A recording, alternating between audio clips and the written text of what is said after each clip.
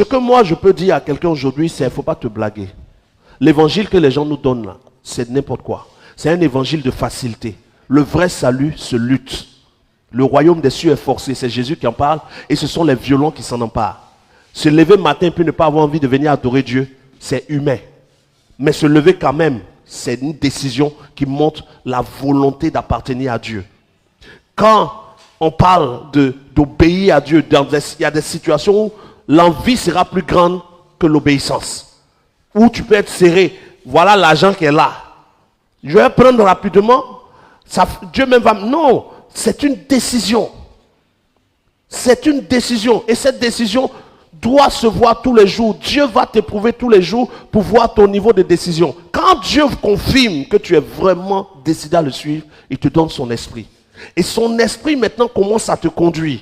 Pas qu'il n'y aura plus de tentation, mais au moins dans les tentations, tu auras la vie de Dieu et la force de Dieu pour t'aider, afin que tu marches avec lui jusqu'au salut. Mais quand tu reçois le Saint-Esprit, ce Saint-Esprit te conduit sans que tu ne puisses perdre ton salut. Voici pourquoi, quand vous lisez bien la Bible, vous allez vous rendre compte qu'il y a le trône blanc qui parle du jugement dernier de ceux qui ne sont pas nés de nouveau. Et il y a le tribunal de Christ qui parle du jugement de ceux qui sont nés de nouveau. Parce qu'au tribunal de Christ, Dieu demandera compte à chacun de ceux qui sont nés de nouveau pour ce qu'il leur a demandé de faire qu'ils n'ont pas fait. Il y aura un tribunal de Christ, mais il y aura le trône blanc à part. Voilà.